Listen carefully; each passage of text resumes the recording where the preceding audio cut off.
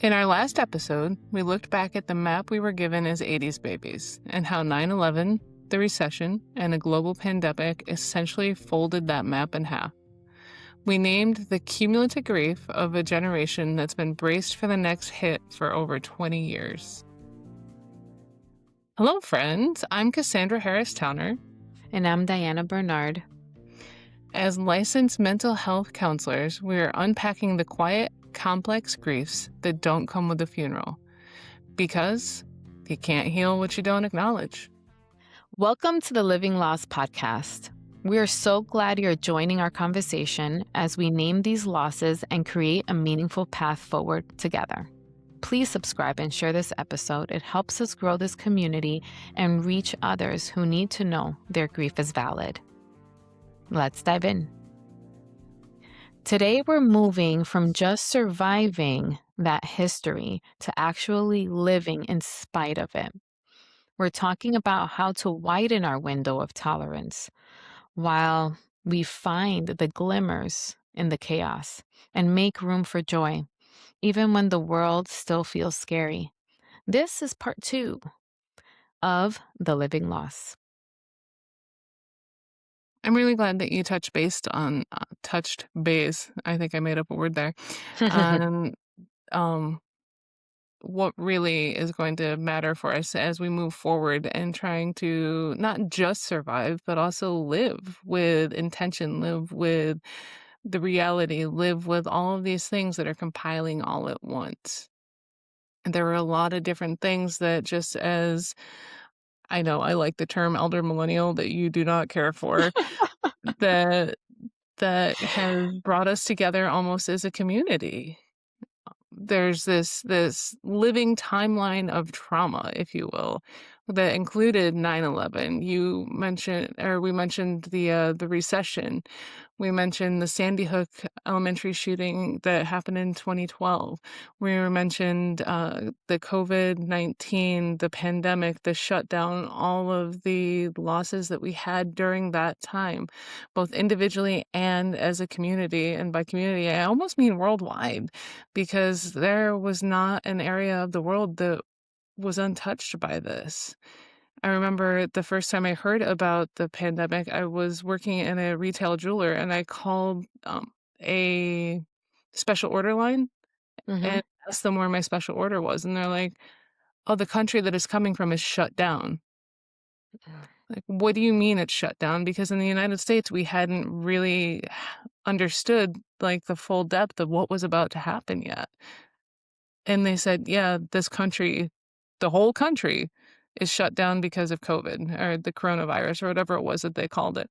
So I wasn't able to get the thing that I needed to get. And then 2 months later, we had the same issue happen here. So it was astounding, the amount of change and grief and loss. I know someone who lost, I know so many people, multiple someones who lost so many people during that time in and of itself. It was devastating. It was. And as we look at our past collective trauma with 9/11, and we're looking at these years of the pandemic, you can't think of those years without thinking of the trauma we were experiencing at the time. Yeah. And I think while we're in it, we're kind of trying to figure it out. Things feel very uncertain. But then there is some delayed grief where it doesn't hit you till after the effects. And there's still first responders that are living with that grief every single day. There are people that lost family members, that lost loved ones, spouses, all of the things during all of these scenarios. Yeah. And that delayed grief just lasts and can stay with you and stick with you and make you even that much more hypervigilant for when the next thing is going to happen. Yeah. In 2023, I interviewed a nurse. It was towards the end of our program. I don't even remember the assignment, but I know I had to interview someone. And she, in our conversation, did not realize how horrid the experience was. Mhm. And even for me right now, thinking about that interview, I don't know if I can even say the things that she saw Yeah. without, feeling physically sick. And I do think about the doctors and the nurses who saw so much death and experienced so much death and risked their own lives every day. I don't think the term "thank you" will ever cover it. Never, never. They really gave a part of their life Mhm. to their patients.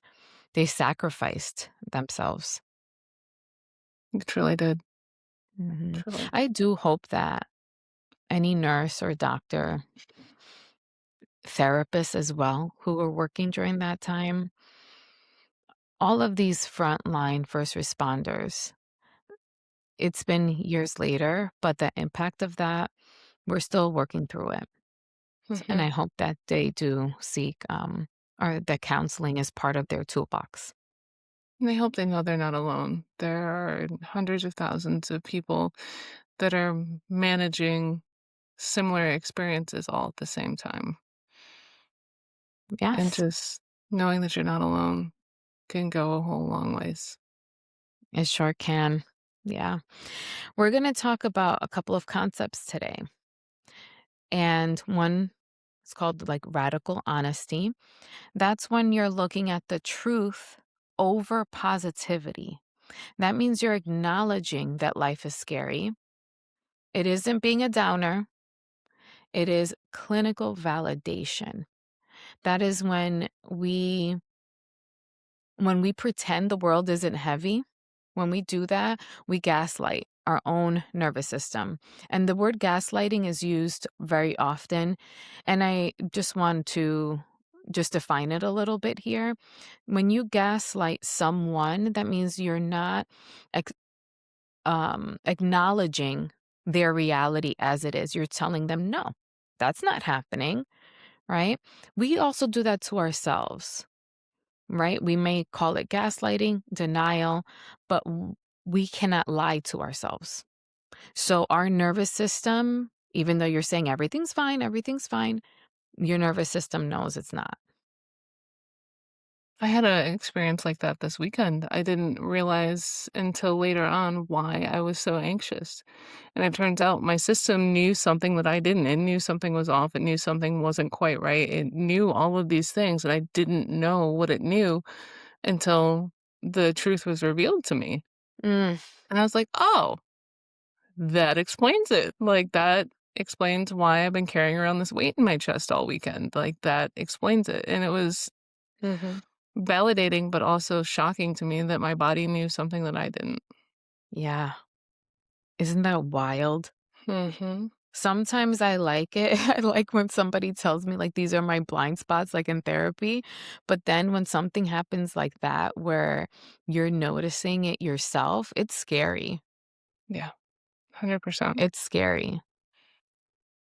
And then there's also, like, you mentioned concepts earlier, there's the Mhm, concept of reducing shame. mhm. So, not only are we being honest with ourselves, but we're being honest about the state of the world, and by doing that, it reduces the shame that we feel about that anxiety. We're being honest with ourselves about the state of our life, about the state of our marriage, about the state of whatever is going on around us that will honestly help reduce the shame that we feel about having that anxiety. It's not anxiety if the threat is real. It's not anxiety if the experience is real. It's a logical response to this chaotic timeline. So to honestly acknowledge, like, yes, these things were hard and they were difficult for me to deal with, and I still do X, Y, and Z because of these things, it reduces the amount of shame that we carry with us about why we feel the way that we do. Yeah, Like, why that do we wash our internal. hands 100 times a day? Well, we learned through a pandemic that you need to wash your hands. Mhm. We should have known Even that even before. though some people forgot already, but Again, we both have 3 children. Mhm. Yeah, yeah. I wanna mention something about anxiety, is that anxiety serves a purpose, and we never wanna get rid of it completely. Mhm. We just want to reduce the intensity and the duration of it, right? And when we are when we're going through something like this and we feel anxious and you tell yourself you're not, it makes it worse. That anxiety heightens, your nervous system is going to feel it. On the other hand, if you say, well, n- no wonder, of course I'm anxious, Mhm. right?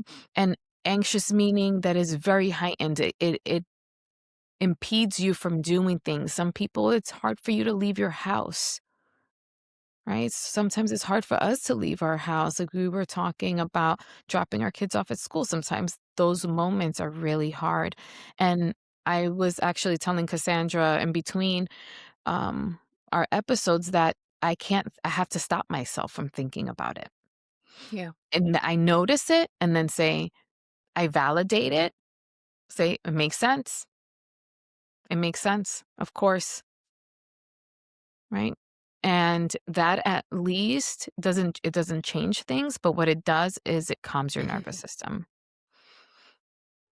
And It's it'll funny that Mhm. sorry, Go I'm ahead. just Mm. thinking of the different things that I feel anxiety about, the different things that come up that make me nervous or make me hesitant to do it again. And we were even talking earlier today about something so benign as showering.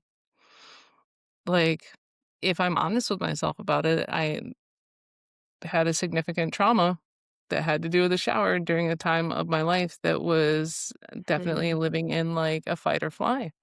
And Mhm. now at this point in my life, like, I Mm. drag my feet when it comes to that. I still shower every day, don't worry, people. Like, I make sure that I do that for your comfort and for mine. However, like, I don't always want to. Yeah. I just don't. Yeah. I thank you. I actually did not know that about you for sharing that. And I know that is so necessary because I hear it in my office, right? I'm sure Mhm. you hear it in your office that there are activities of daily living that are hard for us because of our trauma. But like you said earlier, just acknowledging it, like, of course it makes sense that I don't want to do this because of this thing that happened. Of course that makes sense now.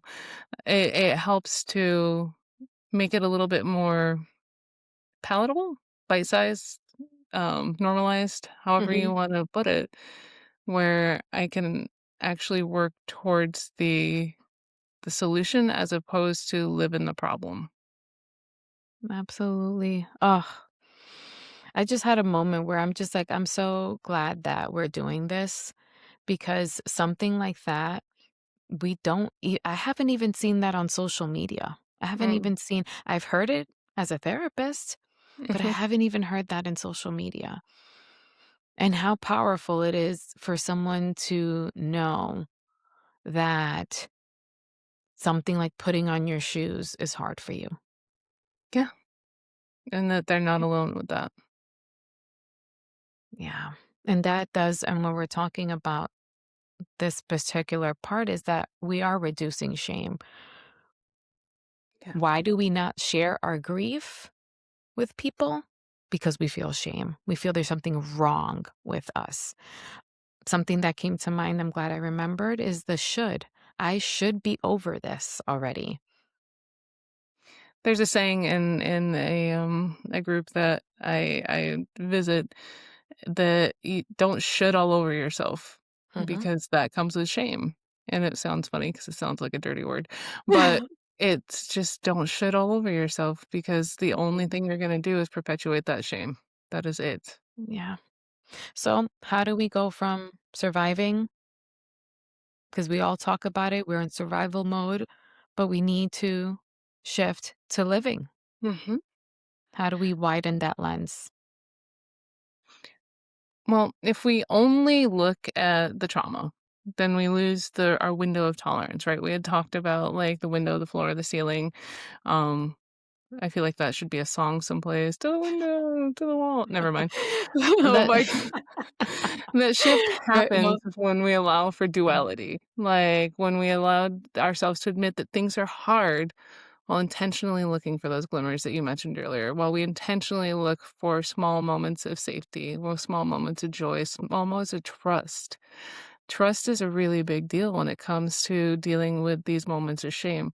You asked earlier, like, why don't we share our grief? Well, because we don't trust that people are going to validate it and be open minded about it. Like, in a lot of situations, the trust just isn't there. Yeah. I do want you said to the window, that was hilarious. I'm trying to get that out of my head right You're welcome. I think it is important to quickly review that whole concept really quick. The window of tolerance is it was developed by Dr. Dan Siegel, and what it tells us is there are these three parts, right? Inside the window is when you feel grounded, flexible. There's bad news, but you can handle it. You're not spiraling. Then there is the hyperarousal, that's the ceiling, and this is the fight or flight zone. And for us as 80s babies, that looks like chronic anxiety, panic, constantly on guard. I thought that was just a New York thing, but I guess not. No, just play. But you're stuck in a state of high energy and hypervigilance. And then the hypoarousal is the floor. And this is when you are in this freeze zone. And it looks like numbness, dissociation, or feeling checked out from the world because it's simply too much to feel. And I don't want anyone to think that you're doing something wrong when you're in this state. Just don't stay there, right? Mm-mm. Just don't stay there. Tell a friend, tell someone that you're there so they can lend you a hand and help you get up, right? But it's not a bad thing to sometimes just lay there. And then widening that window, like we had mentioned, is looking outside the trauma. And I like the idea of agency in the micro, right? We can't control the macro, the big things, the wars, the pandemics, the shootings, the all of the things that we are influenced by every single day. If we spend time doom scrolling, which is like scrolling on your phone, seeing all the things that come up on the daily basis, then we're focusing on the macro, the things that we can't control, but we can reclaim the micro. This means curating our news intake, setting boundaries with our time and how long we allow ourselves to scroll and watch reels, and Right. choosing to pursue joy as a form of resistance against the weight of the world. That's a really, really powerful idea.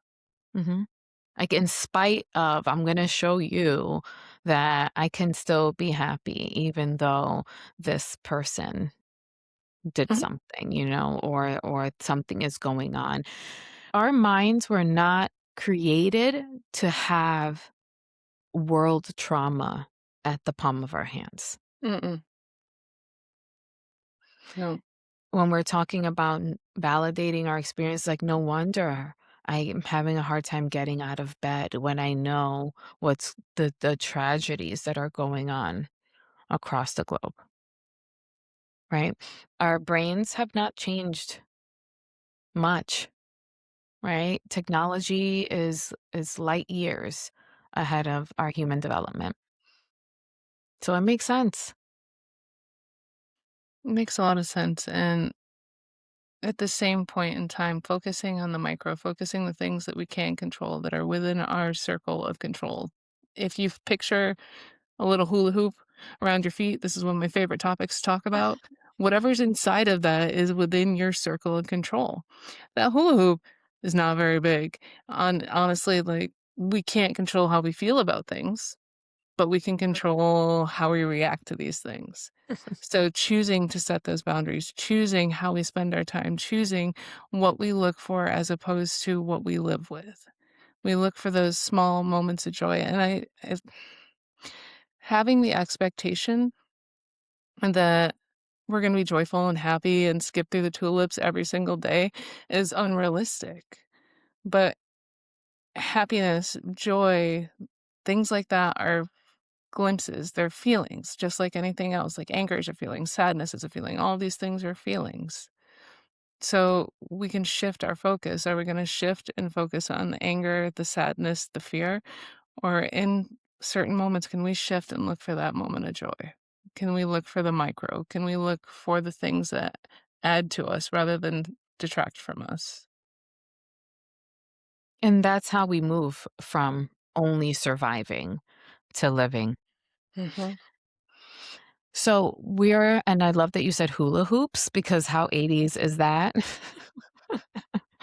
Right? And these are glimmers for 80s babies, right? That nostalgia glimmer, whether it's playing with an old gaming system, I'm sure a lot of us still have our Nintendos or having the moments that bring you back to when things were nice and light, right? If you hear a favorite song from high school or even from college, I can't get that window to the wall out of my You're welcome. amazing. Okay, so it's like a 3 second, moment. I was watching the Bad Bunny concert when it was, aired, and there was a part where Mark Anthony came up, and there was, a strum of a guitar 3 times, and everyone went crazy. And that's a song from, like, 20 years ago. So Mhm. for me, it's definitely putting on some classic salsa, merengue when it was good, bring you back. And those are you know me, right? So, like, that is so real for me that that nostalgia glimmer is true. What would be a glimmer for you? So there's certain books that like will bring me back that I read repeatedly growing up. A Wrinkle in Time was one of them. I Mm. loved anything that let me escape into a different world. So sometimes, or okay, so I've done certain things since I was young that should have been reserved for like the age that I am now.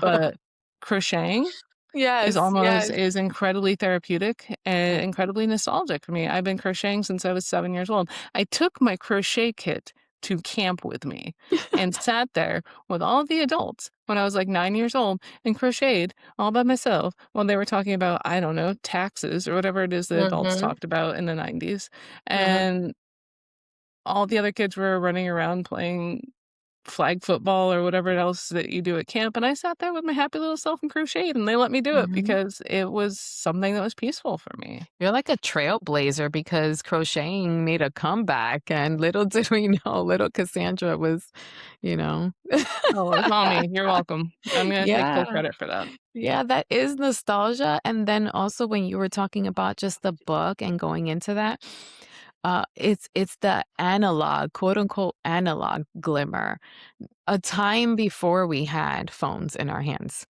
Mhm. with the news and alerts and all of these things, to go back to paper and pencil, to go back to reading a book, not on a Kindle, right? Oh, yeah, and I'm just thinking about the last time I actually read a book that wasn't on a Kindle. It wasn't that long ago. I have one on Mhm. my nightstand right now. The type of books that I read now are much different than I did a long time ago, but I still enjoy just reading things that make my brain happy Mhm. and disconnecting for a moment. And I'm also thinking about the sensory glimmers, the things that you do that feel good in your hand. You and I were talking about the first sip of coffee in the morning, Oh, like feeling that warm mm, cup. mm. I know we both have an extensive mug collection, I know, we which do. is hopefully something that other people could relate to as well, because otherwise we're insane. That was something we didn't know about each other until we went out to breakfast once and we both bought a mug and you're like, "Wait, We're do like, you?" And I'm "Oh." like, "Wait, do you?" And yeah, I sometimes I have to purge them because I don't have enough space. I purge the ones that Yeah, but are all one color. I just got an idea though. What if we would exchange? Because I have some in my cupboard that I put away and I exchanged them. Like, what if we, like, interchanged? Ooh, I like that idea. We could do a mug exchange. Mug exchange. You know what? And as we build this community, we could have a community mug exchange. I'm so excited. I'm gonna have so many mugs. Yeah, so that's sensory for me. I realize, yeah, I'm addicted to coffee. So if I don't have coffee in the morning, I do get a headache. Mhm. But it is a sensory thing for me, right? And then there's the chosen glimmer. The chosen glimmer. One thing is like for millennials, I joined the bag wagon is these plants. Like I have a monstera. I have way too many pothos. They grow like you would not believe. I didn't even know the name of it, but I found out today that I do have one. And I just like, and it's true that having these little plants in your living room or something beautiful that you're watching it grow, and even when I don't water my plant, it's still alive, and I'm like, "Thank you. Let me water you right now." It's like you've been to my Yeah, office. I have all these yeah. plants that I remember to water once a week. They are troopers, though. They are absolute troopers. They're like, "Hey, thanks, appreciate that." That's why I can't do the fruits or flowers or anything like that because they're more maintenance. Like orchids, I love them, but no way, I cannot, I will not make it. Mm-mm. And talk about orchids is the nature glimmer. So like, I'm not gonna have those flowers in my house, but I can notice them. I could. Oh, actually, one day when I went to your house, I was just standing in front of your house. I'm like, wow, this is so beautiful how you set this up. It feels like a little, you're walking into a little garden. My husband has the green thumb. I deny having a green thumb. I can actually get things to grow when I want to, but it takes so much work to do it outdoors that I just keep them in my windowsills and things like that at home. That they can grow from a crack on the wall, Mhm. right? They can grow in hard places, difficult places, and that's a metaphor right there in itself to grow in the midst of the hard stuff. Yep. And that's what this entire conversation has been about. Nice Yes, way to pull that back. yeah. And as we wrap up today's conversation, we're going to move into our favorite part of the show, and it's the living loss lessons. This is where we bridge everything we've talked about in one tangible takeaway you can use right now. So these lessons aren't about fixing the pain or about finding a way to carry it. Sometimes it's a tool to practice. The other times it's reflecting on the meaning you've built from a loss that you've never asked for. It is the strength that you've gained even in the midst of the hard stuff. Well, for example, we can't stop the world from being scary, but we can, like we said, look for those little glimmer moments. So those tiny little micro moments, those little things that we talked about that tell our nervous systems that you're all right now. For me, one of the sensory glimmers that we talked about that sort of links back into the nostalgia glimmer is when this is my favorite. I exposed my children to the music that's popular when I was young Mhm. because I can only take so much of the music that's popular for them right now. Yeah, So then same. I'll put on something that, again, we referenced to the window to the wall earlier for them and I hope it's not the enjoy explicit one. it's not the explicit one, alright? It's the clean version, which is much Okay. less fun. Yes. However, As long as it's um not the Kids Bop. it never Kids Bop, never. Bless you if you love Kids Bop, I am not I one. don't, I I don't. do not. However, watching their reaction, but also their disdain, fills me with some So weird much kind of joy. joy, which may or may not say a lot about who I am, but it's just it's so entertaining and it just makes me laugh so hard. So, like sensory moments like that where I get to hear something I enjoy, but also envision or see something that entertains me. Yeah, absolutely. Oh, this is saying I'm gonna have a lot to unpack in therapy today. I'm not gonna lie. Well, that's great. That's what we're here for. So, my living loss lesson is to notice these glimmers. And I love how we were talking, and I felt like this conversation and the episode before this is very healing and therapeutic, and it gave us a space to feel feelings that we have not acknowledged in a while. I highly encourage you to look at these glimmers, whether it's the nostalgia, analog, sensory, chosen, nature, and share it with someone. Right? Because I am gonna hold you to it. We're gonna do the mug exchange. Make sure you don't give me any ones that, like, they're gonna be mad at me if I take it, but Mm-mm. No, no, no. You're but for us I to exchange. I'll find you Yeah. the right mug. Don't you worry. Yeah, so find that glimmer and share it with someone. Thank you so much for being a part of our circle today. Remember, by sharing this episode, you're helping us reach someone else who is carrying their loss in silence. Let's keep growing this community together. Subscribe, share, and know that your story matters. And just as a little side note, this podcast is for educational and entertainment purposes only. While we are mental health counselors, we are not your mental health counselors. So this does not replace professional mental health care in any way, shape, or form. If you do Hello, feel like you'd like to friends, and speak with welcome to the someone, Living please Loss reach out to a podcast, professional where near we you. unpack the quiet, complex griefs Thank that you, often go Cassandra. unacknowledged. Thank you, I'm Diana. Daiana See you Bernard, guys and next I'm Cassandra time. Harris.